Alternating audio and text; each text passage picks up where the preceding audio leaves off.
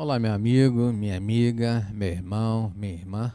A graça e a paz do Senhor Jesus Cristo repousem sobre a sua vida. Eu sou pastor Ivander, pastor da Igreja Presbiteriana Ebenezer, aqui na cidade de Mariana, Minas Gerais. Sou pastor também da Igreja Presbiteriana em Vargem Alegre, também aqui na cidade de Mariana, Minas Gerais. Nós estamos gravando mais este vídeo para que nós continuemos a manter um contato, mesmo que virtual, nesses dias em que nós não podemos nos achegar, não podemos nos ver, não podemos nos abraçar. Nós sentimos sim a falta desse aconchego, sentimos sim a falta do aperto de mão, do abraço. É uma característica nossa, da Igreja Presbiteriana, de tratar as pessoas com carinho, com zelo, mostrar a elas da importância, ou seja, somos todos importantes uns aos outros.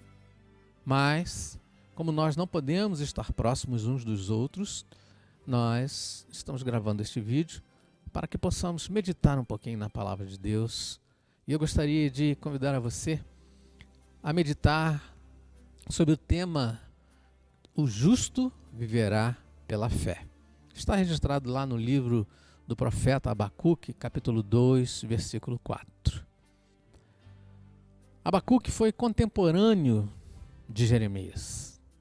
Ele viveu no período do rei Joaquim. E no 8º ano do rei Joaquim, do seu reinado, Nabucodonosor enviou as suas tropas, os babilônios, para invadir a Jerusalém. Levou cativo para a Babilônia toda a família, ou seja, sua mãe, suas mulheres, a família toda foi levada para a Babilônia. Nesse mesmo período, eles levaram também todos os tesouros do templo, levaram os príncipes, levaram também a melhor mão de obra que havia ali, pessoas que trabalhavam com trabalhos específicos, deixou ali apenas os mais pobres. Mas um pouco antes desse período, Judá, Reino do Sul, estava vivendo sob as rédeas do pecado, vivendo sob as rédeas da violência e do distanciamento de Deus. Neste período, quando o profeta Abacuque fala com Deus, questiona a Deus sobre tudo aquilo que estava acontecendo, Deus responde a ele: o justo viverá pela fé. Mas o que significa viver pela fé? Para respondermos a esta pergunta, precisamos saber quem são os justos, que ele fala: o justo viverá pela fé. Quem é o justo? Quem são esses justos? Olha o que Paulo escreve aos Romanos, capítulo 5, versículo 8 e 9. Mas Deus prova o seu próprio amor para conosco pelo fato de ter Cristo morrido por nós, sendo nós ainda pecadores. Logo, muito mais agora, sendo justificados pelo seu sangue, seremos por ele salvos da ira. Deus, mostrando um amor tão grande, como jamais se viu igual, ele envia o seu próprio Filho para morrer por nós. Mesmo nós sendo pecadores, indignos, não merecedores de nenhuma forma de misericórdia ou de prova de amor. O justo é o pecador indigno de perdão pelos seus próprios méritos, mas pelo sacrifício de Cristo na cruz, que derramou ali o seu sangue alvejante, esse sangue que nos purifica de todo pecado, a culpa do pecado foi anulada. Para o povo de Judá, ali naquela época, o justo seria o remanescente fiel. Aquele que mesmo diante daquele cenário caótico, aquele cenário terrível que estavam vivendo ali, eles não cederam, eles não se curvaram ao pecado, ao erro, mas permaneceram fiéis à fé. Aqueles também que se arrependeram dos seus erros cometidos, quando voltaram-se para Deus, também estão incluídos como justos, pois foram perdoados dos seus pecados. Quem anda com Deus, irmãos e irmãs, consegue ter esperança, mesmo no meio de um furacão de problemas, no meio de tantas tribulações, ainda assim consegue ter esperança. Mesmo sofrendo perseguições, sendo caluniados, passando por lutas, enfrentando doenças, enfrentando problemas financeiros, ainda assim, ele consegue viver uma vida de esperanças. Aquele que anda com Cristo, aquele que teme a Deus, este é otimista. Salmo 23, versículo 4 diz assim: ainda que eu ande pelo vale da sombra da morte, não temerei mal nenhum, porque tu estás comigo. A tua vara, o teu cajado me consolam. Davi sabia do que ele estava falando. Davi é o autor do Salmo 23. Davi sabia daquilo que ele estava falando, porque ele fala no início do Salmo: o Senhor é o meu pastor e nada me faltará. E ele era um pastor de ovelhas. Ele sabia que todo suprimento, tudo aquilo que a ovelha necessitava, o pastor é quem tinha que conduzir a sua ovelha para que ela pudesse beber água, para que ela pudesse se alimentar, para que ela pudesse ser protegida. E ele se sentia uma ovelha na mão de Deus. Deus, o seu pastor. Andar sob os cuidados de Deus nos faz esperançosos. Nos traz, sim, perspectivas de dias melhores. Tomara que se confirmem. Mas se ainda assim não se confirmar aqui na terra, você pode ter certeza absoluta que será confirmado nos céus. Olha o que Paulo fala quando ele escreve aos Filipenses, capítulo 1, versículo 23. Tendo o desejo de partir e estar com Cristo, que é incomparavelmente melhor. Para ele, o apóstolo Paulo, a sua missão de pregador da palavra, de plantador de igreja, era algo que trazia uma alegria muito grande para ele. Mas, para ele, estar com Cristo seria incomparavelmente melhor. Na Bíblia, versão King James, ela fala infinitamente melhor. Com certeza, viver com Cristo, para nós também, será infinitamente melhor. Seria o final de uma trajetória, ou seja, a coroação final da igreja do Senhor, se encontrando com o seu rei, se encontrando com Cristo. Mas o texto de Abacuque, no capítulo 2, versículo 4, é uma resposta de Deus ao clamor de Abacuque. Veja só o que Abacuque fala com Deus no capítulo 1, de 1 a 4. Vou abrir aqui minha Bíblia aqui. Abacuque, capítulo 1, do 1 a 4. E ele diz assim, versículo 2: até quando, Senhor, clamarei eu e tu não me escutarás? Gritar-te-ei violência e não salvarás, porque me mostras a iniquidade e me fazes ver a opressão. Pois a destruição e a violência estão diante de mim, a contenda e o litígio se suscita. Por esta causa a lei se afrouxa e a justiça nunca se manifesta, porque o perverso cerca o justo, a justiça é torcida. O cenário era terrível ali, tanto para o profeta quanto para o povo que ele estava. Ele estava vendo ali os judeus oprimindo uns aos outros, sendo violentos, tendenciosos aos seus próprios proveitos, gananciosos, perversos, rudes.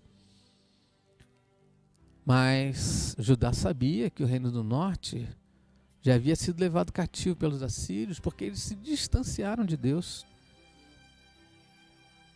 E Deus permitiu que Israel fosse punido por causa dos seus pecados. Mas antes que isso acontecesse, Deus os avisou. Olha o que diz o segundo livro dos Reis, capítulo 17, versículos 13 e 14. Uma advertência de Deus a Israel e Judá. Versículo 13 diz assim: o Senhor advertiu a Israel e a Judá por intermédio de todos os profetas e de todos os videntes, dizendo: voltai-vos dos vossos maus caminhos e guardai os meus mandamentos e os meus estatutos, segundo toda a lei que prescrevi a vossos pais e que vos enviei por intermédio dos meus servos, os profetas. Porém, não deram ouvidos. Antes, se tornaram obstinados de dura cerviz como seus pais, que não creram no Senhor, seu Deus.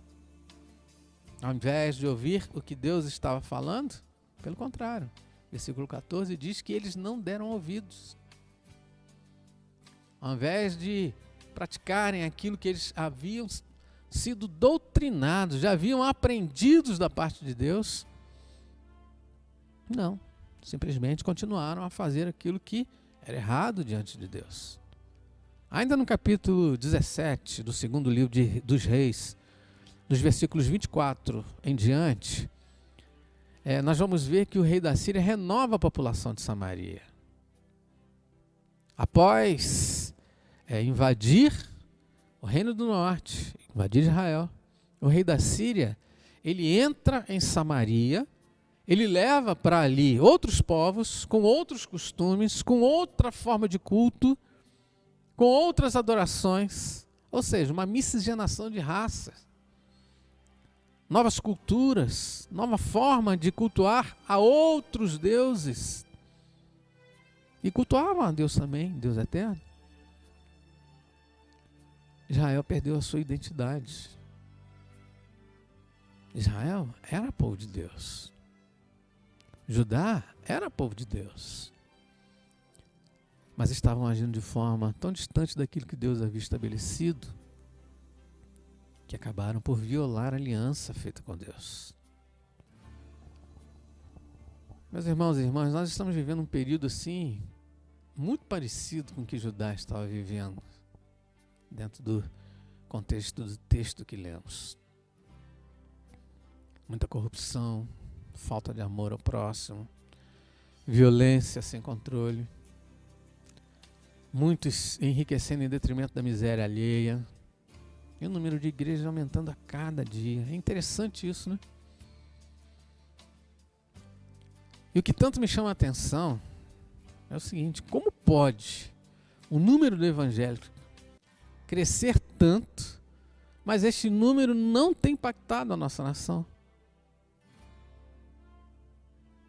Como pode você observar que por onde você anda, você vê aparecendo igrejas e mais igrejas, igrejas e mais igrejas, pessoas que antes professavam uma outra fé e hoje se dizem cristãs, mas não mudam sua forma de agir, sua forma de pensar. Ou seja, não há uma transformação. Não é nada difícil nos depararmos com pessoas que se dizem cristãs, mas as suas ações contradizem as suas palavras. Jesus, certa ocasião, está registrado lá no livro de Mateus, capítulo 15, versículo 8, ele diz assim: este povo honra-me com os lábios, mas o coração está longe de mim. Citando lá Isaías 29, 13.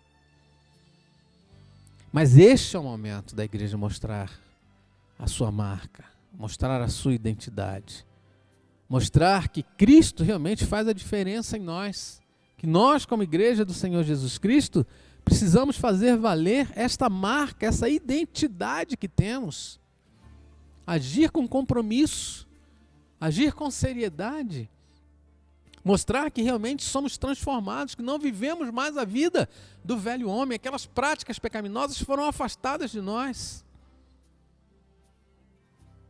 Como povo de Deus, nós precisamos viver. Judá era povo de Deus, Israel era povo de Deus. Mas Judá estava vivendo um período de pecado, de perversão. E então, diante dessa situação, Abacuque pergunta ao Senhor: até quando, Senhor, clamarei eu e tu não escutarás? Até quando eu vou gritar violência e não salvarás?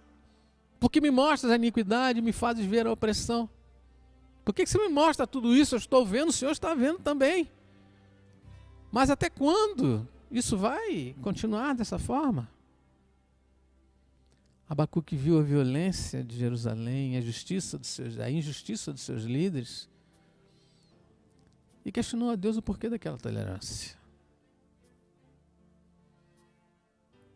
O profeta queria pedir a Deus que fizesse justiça.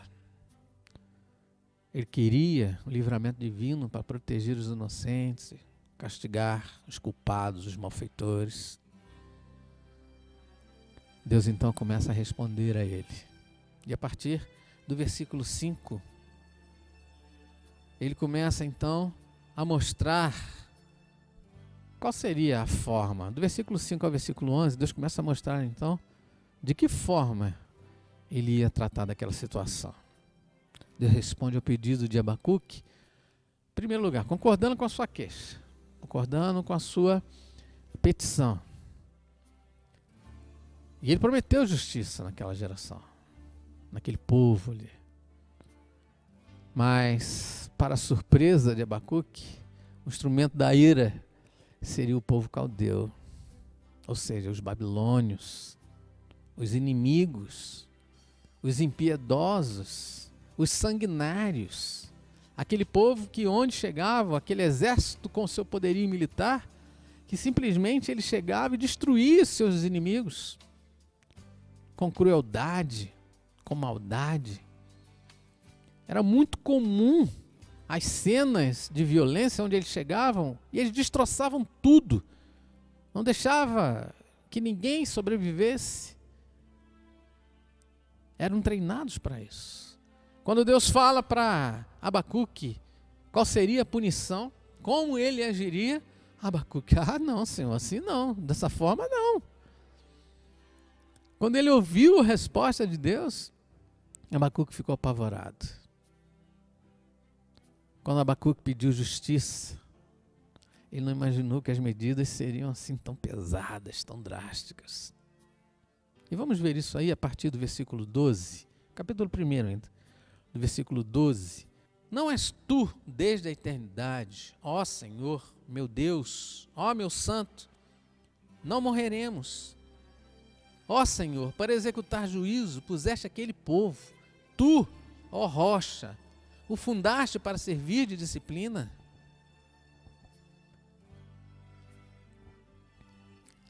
A afirmação, a intercessão do profeta é dizer, Senhor, nós não podemos morrer. Você não pode destruir o seu povo. Você não pode levantar um povo ímpio para atacar um povo que é o seu povo.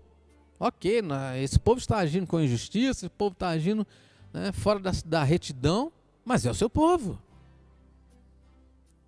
Como Deus, que é o Deus justo, usaria um povo ímpio, um povo da Babilônia, um povo sanguinário, para castigar um povo, aspas, menos injusto, que seria o povo de Judá? Por que pois toleras os que procedem perfidamente e te calas quando o perverso devora aquele que é mais justo do que ele? E aí no capítulo 2, versículo 4, depois desses arrazoados do profeta Abacuque, Deus responde a ele, além da sua ação, mas ele fala para Abacuque, o justo viverá pela fé. Aquele que não se contaminar com o pecado, aquele que permanecer fiel, aquele que for o remanescente e permanecer inerte quanto à sua posição diante da fé afirmada em Deus, este viverá pela fé. Situação difícil daquele povo. Situação complicada. Mas o justo é aquele que mesmo passando por essas situações, mesmo vivendo toda essa situação de calamidade, ele continua vivendo pela fé. E é assim que nós também continuamos a nossa vida, vivendo pela fé. Você consegue construir alguma forma de perspectiva positiva em relação ao quadro que está se levantando, o quadro presente hoje, pela ação do homem? Eu não tenho. A política, nós estamos vendo aí que as pessoas estão totalmente, cada uma puxando para um lado. Estão se desentendendo a toda hora. Agressões verbais constantemente. E quando na realidade as pessoas precisavam se unir. Então, se você colocar a sua perspectiva ou no presidente, ou nos governadores, ou nos prefeitos, ou no poder legislativo, ou no judiciário, você está fadado ao fracasso. Nós precisamos confiar única e exclusivamente em Deus. Por isso, o justo viverá pela fé. Deus pode fazer com que haja realmente um grande avivamento no nosso país, atendendo sim ao clamor do seu povo, e sarar a nossa terra, e curar sim, e transformar toda essa situação, e mostrar que Ele é Deus. E eu não tenho dúvidas que algo de extraordinário há de acontecer nesses dias. O povo vai parar para olhar a sua incapacidade na área tecnológica, incapacidade na área médica, incapacidade na área científica, e precisar se curvar diante da grandeza de Deus. É Deus quem nos capacita, é Deus quem nos protege.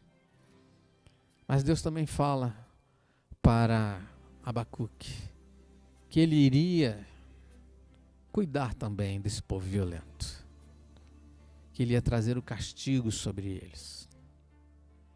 Mas o que mais nos chama a atenção diante disso tudo, e nós podemos ver aqui, é o finalzinho do texto, finalzinho do livro, no capítulo 3, quando Abacuque ora a Deus. E ele começa então a expor ali a sua vida, a sua relação com Deus.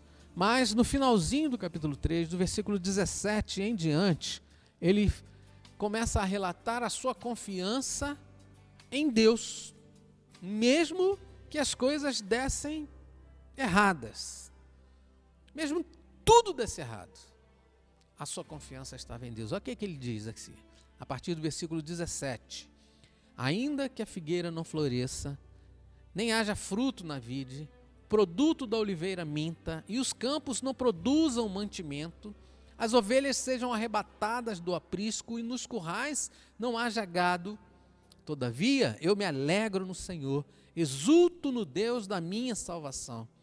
O Senhor Deus é a minha fortaleza, e faz os meus pés como os da corça, e me faz andar altaneiramente.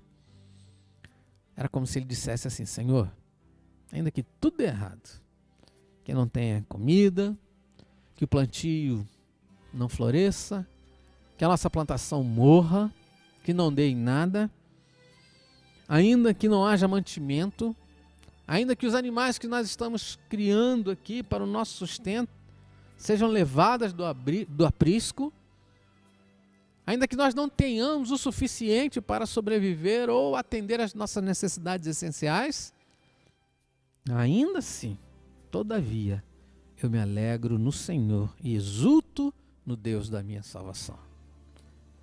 Confiança em Deus. A confiança daquele que é justo, daquele que vive pela fé. E eu gostaria que você meditasse nisso. O momento que nós estamos vivendo hoje é um momento que vai realmente impactar, e tem impactado a nossa vida, e tem impactado o mundo inteiro, para que nós possamos confiar única e exclusivamente em Deus. Feche seus olhos, vamos orar. Querido Deus, amado Pai, a Deus, nós louvamos o Teu nome, Senhor, por tudo quanto o Senhor tem feito por nós. O Senhor tem nos tratado, o Senhor tem curado, o Senhor tem transformado vidas. O Senhor tem protegido os Seus filhos, tem, ó Deus, feito com que nós tenhamos o suficiente para viver dignamente. Senhor, nós te adoramos, Senhor, por tudo aquilo que o Senhor é. O Senhor é o Criador dos céus e da terra. O Senhor é aquele que cuida de nós. O Senhor é aquele que nos resgatou das trevas para a sua maravilhosa luz. Ó Pai, nós nos rendemos diante de Ti, Senhor, e te pedimos que o Senhor continue a falar conosco, conforme o Senhor tem falado pelas Sagradas Escrituras. E sabemos, Senhor, que todas as vezes que lemos as Sagradas Escrituras, é o Senhor falando conosco. Ó Deus, nós queremos colocar diante de Ti, Senhor, a Tua igreja. Ó Deus, a igreja presbiteriana Ebenezer, a igreja presbiteriana em Vargem Alegre. Ó Deus, para que o Senhor cuide de todos os membros, que o Senhor cuide dos seus filhos, que o Senhor cuide, Senhor, em cada momento, Senhor, embora estejamos passando neste momento de dificuldades, mas ainda assim, ó Pai, a nossa fé não é abalada. Ainda assim, Senhor, nós estamos com as nossas expectativas todas voltadas em Ti, porque o Senhor é o nosso Deus, o Senhor é aquele que tem cuidado de nós, o Senhor não se omite em responder às nossas orações, o Senhor tem nos protegido, tem nos guardado, e sabemos, ó Pai, que tudo isso, nada disso tem fugido ao seu controle. Por isso toda honra, toda glória, todo louvor sejam tão somente destinados a Ti. Ó Pai, esteja conosco, proteja-nos, Senhor, livra-nos, Senhor, de todos os males. Ó Pai, prepara a Tua igreja para esta nova época em que o mundo está sendo assolado por este vírus. Ó Deus, este inimigo invisível, Senhor, que tem se levantado contra as nações. Mas, ó Deus, sabemos que a Tua igreja tem sido protegida.